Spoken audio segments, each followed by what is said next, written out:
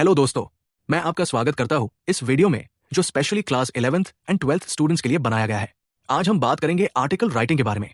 मैं आपको एक सिंपल और इफेक्टिव फॉर्मेट दूंगा जो आप एग्जाम्स में पॉजिटिव टॉपिक्स पर अप्लाई कर सकते हो।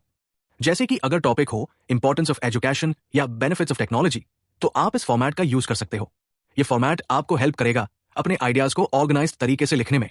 लेकिन एक छोटा सा डिस्क्लेमर देना चाहता हूं, जो फॉर्मेट्स मैं आपको बताने जा रहा हूं वो गाइडलाइंस है। आपको हर टॉपिक के लिए अपने आइडियाज को कस्टमाइज करना होगा। ये फॉर्मेट्स एक बेसिक स्ट्रक्चर देंगे, पर आपको अपने कंटेंट को अंडरस्टैंडिंग और क्रिएटिविटी से कस्टमाइज करना होगा। अब चलिए शुरू करते हैं। तो सबसे पहले, अगर आपको पॉजिटिव टॉपिक दिया जाए तो आपको एक फिक्स्ड स्ट्रक्चर फॉलो करना होगा। ये फिक्स्ड लाइंस आपको स्टार्टिंग, मिडिल और एंडिंग में मदद करेंगी। ये फॉर्मेट 3 सेक्शंस में डिवाइडेड है। Starting paragraph, introduction; middle paragraphs, body; ending paragraph, conclusion. First, starting paragraph, introduction. सबसे पहले जब आप इंट्रोडक्शन लिखते हो तो आपको अपने टॉपिक को इंट्रोड्यूस करना होता है और यह बताना होता है कि ये टॉपिक क्यों जरूरी है। आपको यह भी मेंशन करना होता है कि इस टॉपिक का पॉजिटिव इंपैक्ट क्या है। इसके लिए ये फिक्स्ड फॉर्मेट यूज करके लिख सकते हो। In today's world, insert topic has become an essential part of our lives, bringing about positive changes in specific area. Example with topic. जैसे अगर आपका टॉपिक है importance of education, तो आप लिख सकते हो, In today's world, education has become an essential part of our lives, bringing about positive changes in the way we think and act. Middle paragraphs, body. अब बॉडी पैराग्राफ्स लिखते वक्त हमें topic के पॉजिटिव एस्पेक्ट्स को discuss करना होता है। यहां आपको 2 या 3 पॉजिटिव पॉइंट्स देने होते हैं। हर पॉइंट को आपको एग्जांपल्स और फैक्ट्स के साथ सपोर्ट करना होता है। ये रहा एक फिक्स्ड फॉर्मेट जो आप हर बॉडी पैराग्राफ में यूज कर सकते हो। First, body paragraph. One of the major benefits of insert topic is first positive reason. For example, provide a specific example or evidence. This clearly shows how insert topic helps specific group of people or society. Second, body paragraph. Another positive aspect of insert topic is second positive reason. Studies have shown that provide evidence or facts. This proves that insert topic plays a significant role in specific area. Example with topic. जैसे अगर आपका topic importance of education है तो आप ये लिख सकते हो।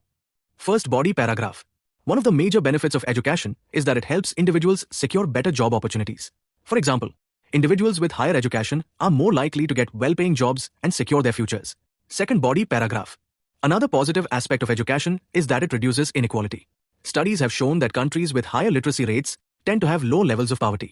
This proves that education has a far-reaching impact on societal development. Ending paragraph. Conclusion. Finally, जब आप conclusion लिखते हो तो आपको अपने आर्टिकल को समराइज करना होता है और रीइंफोर्स करना होता है कि ये टॉपिक किस तरह से पॉजिटिव इंपैक्ट डाल रहा है। आपको एक स्ट्रॉन्ग एंडिंग देनी होती है जो रीडर को इंस्पायर करे। In conclusion, insert topic has a profound positive effect on specific area. It helps in summary of positive points and its impact is undeniable. Moving forward, it's important to continue leveraging these benefits for a better future. Example with topic. जैसे अगर आपका topic importance of education है तो आप लिख सकते हो, In conclusion, education has a profound positive effect on individuals and society. It helps improve lives and creates opportunities for everyone. Moving forward, it's important to continue promoting education for a better future. तो दोस्तों, ये था positive topic का एक simple और effective article writing format. Introduction, topic को introduce करो और बताए क्यों ये जरूरी है। बॉडी, पॉजिटिव एस्पेक्ट्स को 2-3 पॉइंट्स के साथ एक्सप्लेन करो और एग्जांपल्स दो। कंक्लूजन, आर्टिकल को समराइज करो और टॉपिक के पॉजिटिव इंपैक्ट को रीइंफोर्स करो। तो ये था पॉजिटिव टॉपिक फॉर्मेट। अब जब आपको नेगेटिव टॉपिक दिया जाता है तब आपको उस टॉपिक के नेगेटिव इंपैक्ट को समझकर आर्टिकल लिखना पड़ता है। सेकंड पार्ट में हम डिस्कस करेंगे कि नेगेटिव टॉपिक्स को कैसे हैंडल करें। अगर आपको ये वीडियो पसंद आई हो तो प्लीज लाइक करें, शेयर करें और कमेंट करके बताएं कौन सा टॉपिक आपको ज्यादा चैलेंजिंग लगता है। अब मैं मिलूंगा आपको पार्ट सेकंड में, जहां हम नेगेटिव टॉपिक्स के लिए फॉर्मेट समझेंगे।